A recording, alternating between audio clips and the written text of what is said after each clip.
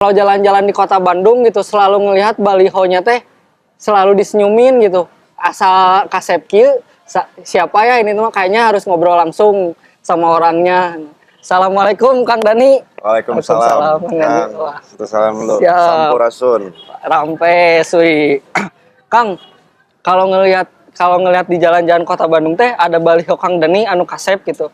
saya jadi penasaran gitu pakai skincare apa sih Kang? Skincare sih nggak ada. Kita Oh, iya. yang penting itu apa namanya? Kalau cerah muka itu yang penting kita selalu tersenyum, kita baik sama orang lain, kita nggak punya musuh. Udah itu aja. Kalau skincare emang nggak ada. Berarti lebih akhlak ya? Sama air wudhu lah dikit. Waduh, Masya Allah. Kang, sebelum ngobrol jauh kita harus duduk skena dulu nih, Kang. Oh iya, oke. Kita ikutin. Ya. Nih, kayak gini nih. Oke. Ya. Sip. Nih. Kang, aku tuh kan ngepoin IG Kang ya. Di Instagramnya teh tulisannya teh Aspi Pak Prabowo nih. Penasaran gitu. Kenapa bisa kenal sama Pak Prabowo? Gimana sih Kang ceritanya, Kang?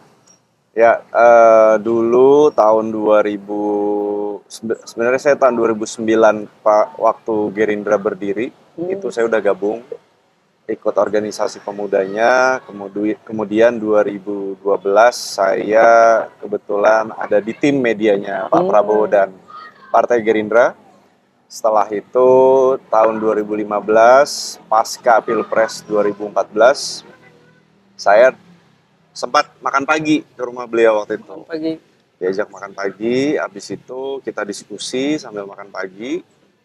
Habis itu udah setelah percakapan selesai, setelah makan pagi selesai, saya ditanya, mau nggak kamu tinggal sama saya biar kamu lebih mengerti isi pikiran-pikiran saya. Nah, saya minta waktu 1 hari untuk izin ke orang tua, ke teman-teman. Setelah itu udah saya tinggal di Hambalang. Disitulah awal mula saya ya jadi asprinya. Jadi beliau. asprinya, Pak. Tinggal sama beliau.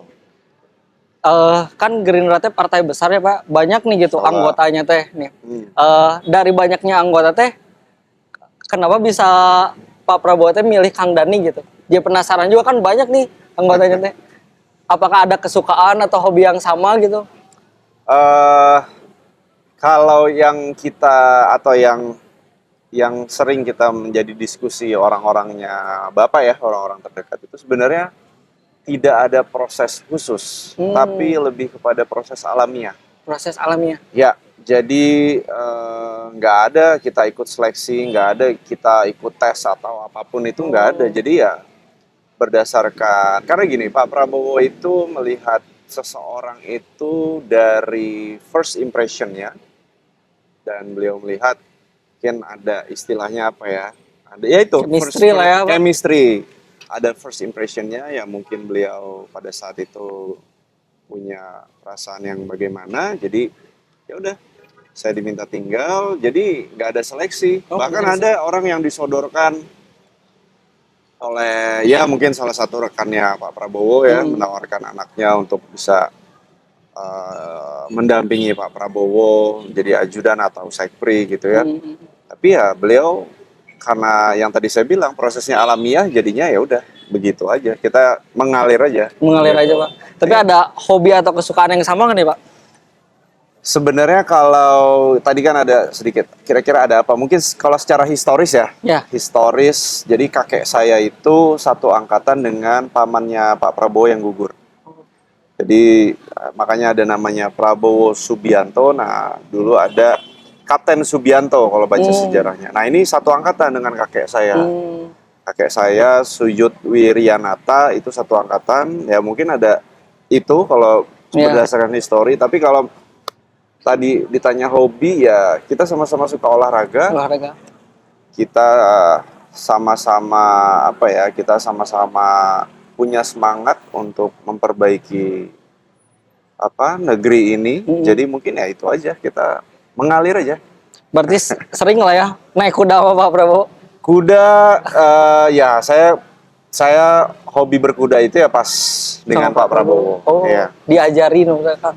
Enggak, kita belajar enggak? sendiri. Oh, Ya, iya. ada pelatihnya. Ada Tapi pelatihnya. kita izin, Pak, saya mau naik kuda. Oh ya, oke, silakan aja. Tapi kita dilatih. Oke, oke, oke. Nah, sekarang ngelihat bio Instagramnya jadi ganti nih, Aspri Aspri warga Bandung. Nah, kenapa nih Kang kalau boleh tahu gitu? Jadi penasaran kenapa milih kata Aspri? Ya, karena kan kalau Aspri itu lebih apa ya? Melayani, ya kan, memanage dan juga mencarikan solusi. Sama lah pekerjaan saya ketika saya jadi sekprinya Pak Prabowo kan, saya melayani, saya memanage. Memanage itu tidak hanya memanage Pak Prabowo, tapi kita juga memanage orang-orang agar bisa berhubungan, agar bisa juga berkoordinasi. Karena Aspri itu ibaratnya bandul. Bandul. Ya, ada yang kalau kita goyang sedikit, yang di bawahnya ini berantakan gitu. Jadi kita ujung tombak dari pemimpin kita di Partai Gerindra Pak Prabowo. Jadi ya kita memanage, dan saya mengambil kata Aspri warga Kota Bandung karena ya kalau wali kota kan iya itu statusnya nanti, tapi kan ya pekerjaannya saya rasa hampir sama. Kita menjadi pelayannya warga Kota Bandung, kita memanage juga Kota Bandung, dan juga kita mencarikan solusi untuk permasalahan-permasalahan yang ada di Kota Bandung. Jadi saya ambil yaitu kata-kata Asprinya Kota Bandung. Karena saya kesini saya nggak jadi wali kota itu, saya tidak istilahnya saya tidak cari jabatan. Jadi ya udah. Semangat melayani Pak nih ya berarti. Nah Pak, karena tadi Bapak nge-mention melayani, ada keluhan nih Pak di Gen Z gitu. Keluhan di Gen Z kan kalau malam minggu nih kan Gen Z mah mau ngedate gitu kayak saya gitu, mau ngejemput si Neng ke Geger Kalong teh suka macet gitu Kang. Nah tapi kalau misalnya nggak malam mingguan nantinya dia bete. Nah gimana caranya biar si Neng ini nggak bete nih Kang, biar nggak macet teh? Ya, gini, kita kalau bicara kemacetan itu memang overall. Kita bicara lingkup yang lebih luas. Kalau saya terus terang, saya mengatasi kemacetan itu punya yang namanya 2 langkah. 2 langkah apa tuh Kang? Langkah pertama adalah langkah yang bisa dilakukan atau yang bisa kita jalankan sebagai seorang wali kota. Langkah pertama, ya contoh, ya dari menertibkan parkir liar. Parkir liar. Parkir liar, tentunya ada area-area yang tidak boleh ada parkir di situ karena mungkin selama ini belum ditegakkan hukumnya, belum ditindak tegas, jadinya ya sekarang masih semrawut. Ya, itu satu. Yang kedua, mengenai PKL itu perlu juga diatur. Ya, bukan kita mau hilangkan atau kita pindahkan, tidak, tapi kita perlu atur, kita tata dengan baik. Dan juga yang ketiga tentunya kita bisa siapkan transportasi yang kira-kira bisa masuk atau bisa memadai untuk warga Kota Bandung, karena ruas Kota Bandung ini kan jalannya kecil-kecil ya. Jadi mungkin kita perlu siapkan angkutan yang kira-kira tidak terlalu besar dan juga tidak terlalu kecil, mungkin tidak seperti angkot, karena angkot ini bisa kok bisa dikurangi penggunaan angkot itu seperti di Semarang.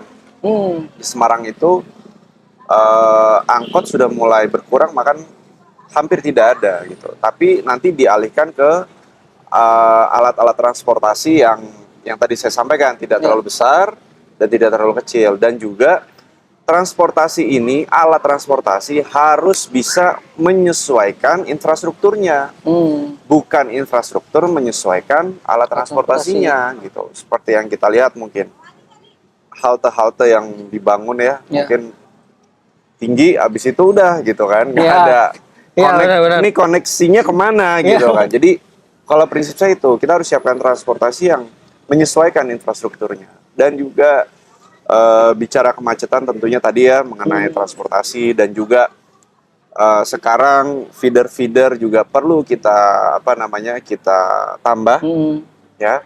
untuk apa namanya bisa menyiapkan transportasi mungkin kepada pendatang, karena kan tadi yang ini kan ditanya Sabtu nih kan. Iya, Sabtu, Pak. Supaya pendatang juga bisa menyiapkan menggunakan alat-alat transportasi berupa feeder ke titik-titik yang memang ada keramaian atau pusat-pusat keramaian di situ kita siapkan feedernya. Dan juga tentunya bicara Bandung ini karena muatan kendaraannya semakin banyak, kita juga harus pikirkan nanti cari satu area yang mungkin kira-kira daerah-daerah pinggir Bandung atau daerah-daerah sebelum memasuki pusat kota, siapkan di situ lahan untuk parkir dan juga kita bikin parkir ke atas. Ya, gedung parkir ke atas, lalu kita siapkan. Ya, sebenarnya tadinya tuh bandros tuh untuk Kayak gitu ya? Iya, jadi untuk balik lagi untuk bisa terkoneksi dengan titik-titik yang memang ada pusat keramaian di situ. Jadi nanti orang bisa taruh mobil di situ yang dari luar kota, ya taruh di situ. Lalu kita sediakan trayek yang memang melewati titik-titik yang adanya apa namanya pusat keramaian. Wisata gitu. Itu salah satu opsi juga yang bisa kita siapkan. Terus juga langkah keduanya adalah tentu kalau kita memiliki satu desain yang kira-kira panjang atau yang kira-kira berkepanjangan, tentu kita harus siapkan dan juga kita harus ajak komunikasi pemerintah pusat. Pemerintah pusat, pemerintah provinsi Jawa Barat, tentu kita harus minta dukungan. Ya. Karena mimpi kita adalah kita ingin Bandung ini punya alat transportasi yang di atas. Berupa LRT ya, dan juga pernah ada dicanangkan waktu itu bis kabel, pernah, tapi kita harus cek nanti seberapa efisien, dan juga penambahan infrastruktur jalan yang mungkin adanya perempatan seperti di Soekarno-Hatta ya. Itu kan bisa kalau kita desain, kita bikin underpass, jadi tidak perlu lagi ketemu di perempatan itu melewati lampu merah yang begitu lama, atau flyover. Dan juga kita bisa batasi jam-jam operasional mobil-mobil besar. Itu kita bisa buat peraturannya. Jadi truk-truk yang besar-besar kita bisa nanti buat peraturannya, jam operasional mereka harus mungkin di atas jam 9 malam atau jam 10, nanti bisa kita cari solusinya. Dan tadi mengenai infrastruktur, tidak hanya pembangunan underpass atau flyover dan dukungan untuk jalan layang. Tentu kita perlu juga dukungan untuk masalah kemacetan ini dari pusat. Ya itu tadi alat transportasi yang kira-kira hitungannya tidak bisa kita jalankan dengan APBD yang ada. Karena postur APBD kita mungkin kita hanya bisa melakukan inovasi kita itu hanya di sekitar 20% dari anggaran yang tersedia. Karena sudah mungkin hampir sebagian untuk gaji, belanja modal, untuk pendidikan, untuk sosial, dan lain-lain kita hanya di postur 20%. Jadi kita perlu siapkan hal-hal tersebut dan juga kita perlu ajak komunikasi. Ya setidaknya minta dukungan dari pusat untuk bisa membawa pembangunan ke kota Bandung. Dan yang terakhir, tentu yang namanya, yang tadi saya sudah singgung, yang namanya ruas kota Bandung, jalan-jalan kota Bandung ini terlalu sempit, kita perlu lakukan pelebaran. Ya balik lagi, nanti kan harus ada yang diganti, ya harus ada pelebaran jalan, itu biaya. Jadi menurut saya ini solusi yang akan kita lakukan. Gitu. Mantap kan, keren Kang. Ya. Terus request aja Kang, transportasi publiknya yang enakan lah, biar enakan bobogohannya juga. Iya dong, harus. Kang, kalau misalnya kan tadi nyinggung soal ini apa, Gen Z nih Kang. Ya. Nah, Gen Z di kota Bandung itu kan 51% nih Kang, cukup besar gitu. Nah, kira-kira Kang Dani bakal ngebuat apa nih buat Gen Z teh? Ya, tentu. Yang paling utama adalah nanti saya akan concern juga terhadap yang namanya pendidikan. Pendidikan. Ya, karena saya mengambil konsep di dalam visi saya itu adalah ingin membawa Bandung menuju Indonesia Emas 2045. Cita-cita sekarang kita. Kita ingin menyiapkan pendidikan dan ingin memperbaiki sistem pendidikan dengan baik untuk generasi-generasi muda. Ya. Karena tentu saja ini akan menjadi concern yang paling kita fokus kita atasi adalah kita harus hindari dulu jangan ada lagi generasi-generasi di bawah kita itu putus sekolah. Itu. Jadi nanti saya akan juga perbaiki yang namanya dari mulai sekolah dasar ya. Sistem zonasi kita akan perbaiki, mungkin kita akan hapus dan memastikan dari SD mereka bisa sekolah SMP dan memastikan dari SMP bisa bersekolah SMA. Dan kenapa juga tadi saya singgung, karena ini akan inline dengan program pemerintahnya Pak Prabowo yang sudah dinyatakan menang dan akan menunggu dilantik. Beliau memiliki program yaitu untuk membangun sekolah-sekolah kejuruan, sekolah-sekolah yang memang berstandar baik di setiap kota dan kabupaten. Nah ini yang juga nanti kita akan kawal program ini supaya yaitu berkurangnya anak-anak putus sekolah. Oke? Sampai di situ. Kita karena Bandung ini kota kreatif, ya, kita juga akan memikirkan dan akan membuat program untuk anak-anak muda untuk bisa mereka berkarya dan kita akan kuatkan ekonomi kreatif. Ekonomi kreatif karena banyak sineas-sineas yang mungkin sineas-sineas muda yang mungkin punya karya tidak tersalurkan, banyak musisi-musisi yang juga punya karya tidak tersalurkan, banyak juga mereka yang tokoh-tokoh atau sudah menjadi tokoh penggerak masyarakat tapi tidak tahu apa yang harus dilakukan selanjutnya karena kekhawatiran. Nah, inilah juga nanti akan menjadi suatu kolaborasi ya untuk kita bisa menciptakan lapangan pekerjaan. Saya nanti mungkin dalam 1 minggu kita akan buat event-event yang gratis. Untuk mereka bisa menuangkan karya-karyanya, untuk mereka juga bisa memutarkan hasil-hasil filmnya, gagasannya. Sekarang saya sudah ada tempat di posko saya itu, saya buat namanya Rumah Helaran. Rumah Helaran ini saya dibantu oleh kawan-kawan beberapa kawan dari kreatif di Kota Bandung, para seniman.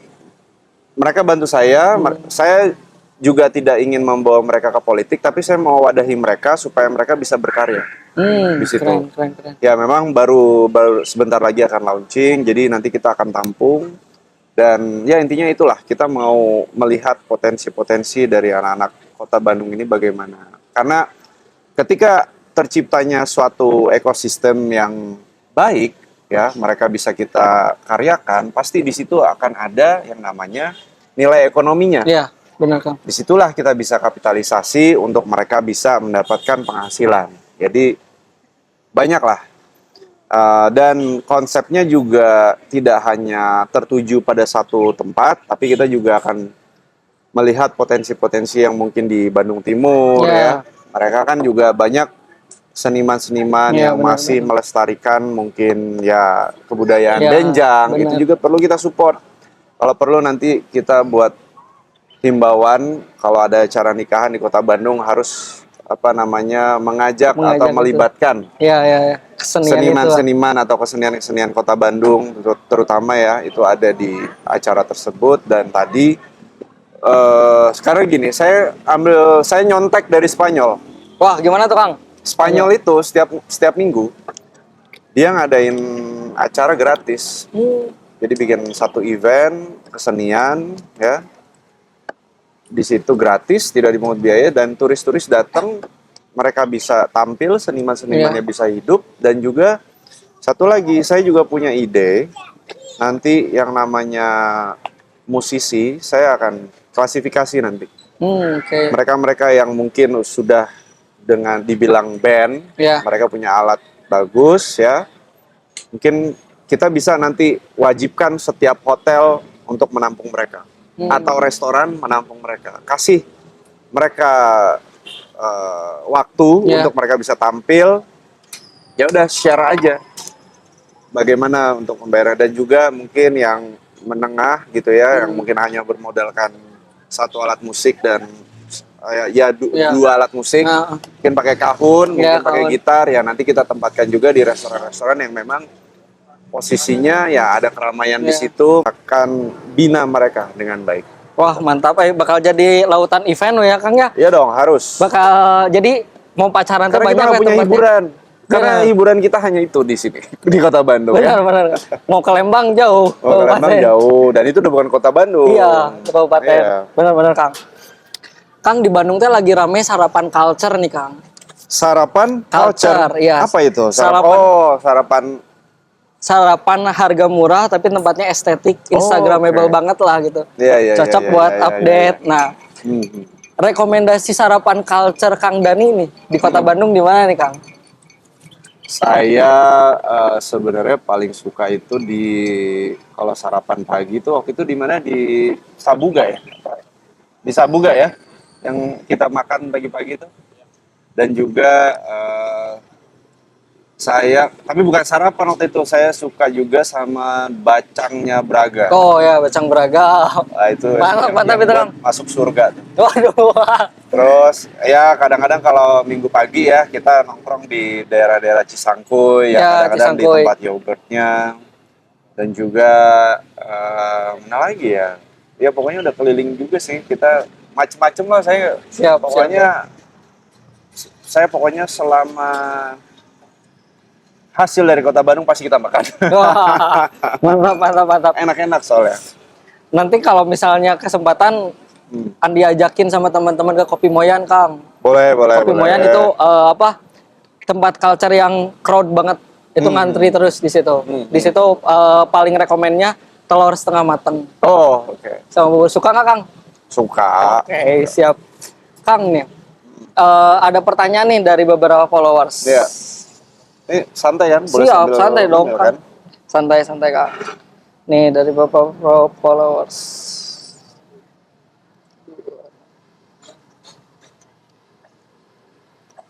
Gimana? Nih Kang, dari followers akun Instagramnya teh Ahmed Mujabei. Kang, apa ilmu yang Akang dapat dari mendampingi Pak Prabowo untuk kemajuan Kota Bandung? Untuk kemajuan Kota Bandung. Ya.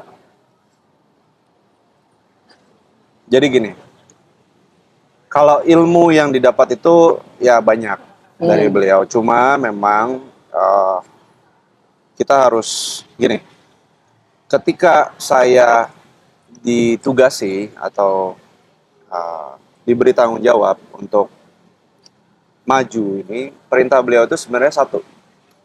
Kamu harus, kalau kamu mau jadi pemimpin rakyat, kamu harus turun ke rakyat. Supaya apa? Supaya kamu bisa mengerti permasalahan rakyat.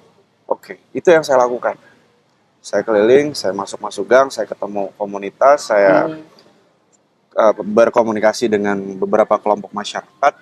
Supaya apa? Supaya saya bisa tahu. Karena setiap permasalahan itu pasti beda-beda. Ya, tadi kayak misalnya saya ketemu dengan ibu-ibu, ya, ibu-ibu bilang, Kang Dani, kita terkendala dengan masalah zonasi. Oke, itu masalahnya. Nah, tapi pada intinya, yaitu kita harus turun ke rakyat. Dan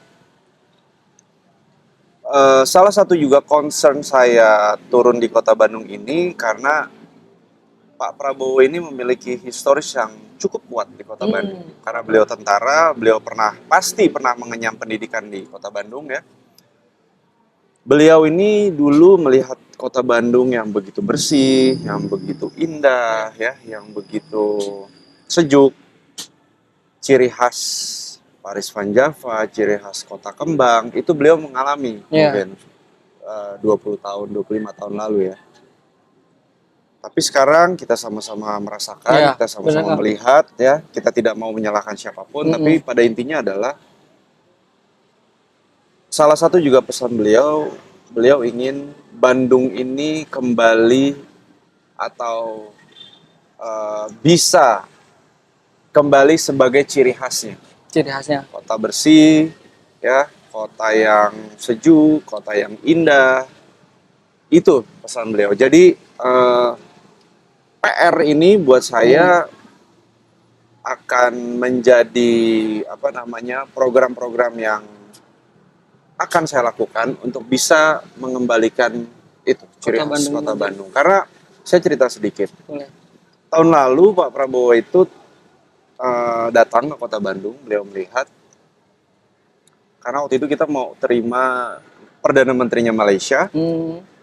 Beliau lihat Bandung ini banyak coret-coret, vandalisme, kotor ya, gitu. Taman-taman banyak tidak terawat, terurus. Akhirnya beliau perintahkan semua kader Gerindra untuk ngecat, bersih-bersih. Beres semua kan? Beres pokoknya. Itu ada dokumentasinya dan saksinya banyak. Kita lakukan semua. Kader Gerindra turun, ngecat dengan biaya sendiri ya. Bersih-bersih. Akhirnya ya udah. Begitu hari H Perdana Menteri Malaysia datang, hadir waktu itu ke Pindad.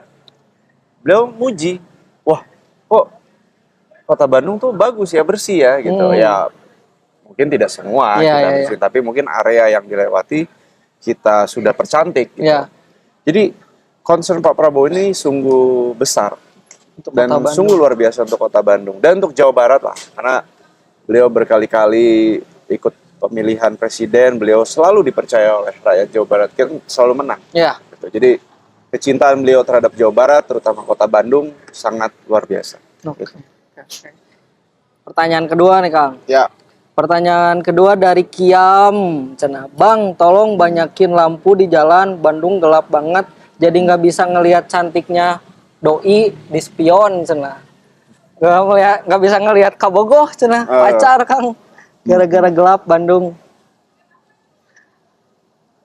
Ya, jadi karena kita juga dapat istilah ya, Bandung nih Gotham City. Ya Gotham City tuh ya itu gelap. Ya benar-benar Kang. Gelap, kumuh ya, kriminal di mana-mana. Ya tentu itu nanti akan menjadi perhatian kita, Pemkot. Itu sih urusan kalau wali kotanya ada will pasti selesai.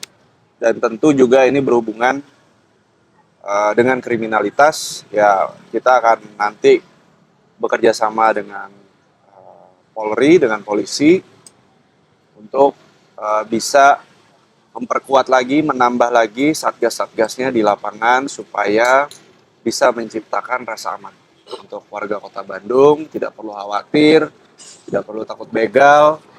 Jadi nanti ini juga salah satu upaya yang akan kita dorong, dan di titik-titik yang kira-kira rawan tentu kita juga nanti akan tingkatkan pengamanan, mungkin berupa CCTV, mungkin berupa pos polisi nanti kita bisa taruh di situ, dan kita libatkan juga masyarakat. Tentu nanti kan ada Babinmas, Babinsa, mungkin kita bisa libatkan juga orang-orang di daerah tersebut. Jadi ini yang akan kita lakukan. Oke. Terakhir nih Kang dari followers nih. Followers. Ya. Ini yang nanya nih. Dari Kuah Baso Lada, cenah Kang. Nanyanya gini, kenapa tertarik jadi wali kota Bandung? Ya, karena saya ini kader partai politik. Ya, kader partai politik, dan partai politik itu didirikan yang pasti dasarnya adalah suatu ideologi perjuangan, apa yang mau kita bawa untuk masyarakat Indonesia, dan kader partai politik itu pada ujungnya harus punya goals atau harus punya tujuan untuk bisa mendapatkan amanah atau kepercayaan dari masyarakat. Salah satunya mungkin bisa di legislatif dan bisa di eksekutif. Nah, jadi kalau ditanya kenapa, karena saya adalah kader partai politik dan saya dianugerahi, saya bisa dekat dengan Pak Prabowo, istilahnya dididik langsung dan mengerti sejarah beliau, mengerti tujuan beliau, dan mengerti ideologi-ideologi perjuangan beliau untuk masyarakat. Dan yang terakhir tentunya, karena momentum ini Pak Prabowo akan menjadi presiden, tentunya saya ingin membawa dan menjalankan program-program beliau di Kota Bandung. Saya ingin istilahnya karena saya punya direct langsung hubungan ya, saya ingin membawa pembangunan ke Kota Bandung untuk bisa mensejahterakan masyarakat Kota Bandung dan juga memberikan pelayanan untuk warga Kota Bandung. Gitu. Mantap. Terakhir nih, 2 tahun refleksi ketika nanti 2 tahun setelah Kang Dani ngejabat sebagai wali kota Bandung, apa yang akan Kang Dani omongin ke diri Akang sendiri setelah nanti 2 tahun menjabat? Setelah 2 tahun menjabat. Ya. Oke. Ya ini karena apa namanya? Karena belum pernah menjabat ya. Jadi ya gini. Ini setelah 2 tahun ya? Ya, setelah 2 tahun. Setelah 2 tahun ya intinya saya akan terus memberikan pelayanan dan juga saya akan berusaha untuk memberikan kesejahteraan untuk masyarakat Kota Bandung, dan jika ada pelaksanaan program dalam 100 hari kerja ini masih ada yang belum maksimal, silakan bisa bisa menghubungi saya. Saya juga punya medsos sendiri yang saya kelola, jadi kita bisa bertukar informasi, dan juga jika perlu ada program-program yang ditingkatkan, tentu jangan sungkan untuk menghubungi, dan juga apapun yang kira-kira perlu kita kolaborasikan, mari kita kolaborasikan bersama. Gitu. Mantap. Siap open kolaborasi ya Kang ya, Iya dong, untuk kemajuan Kota Bandung ya. Harus. Siap Kang. Atur nuhun Kang udah diskusi dan duduk skena di Bandung Live.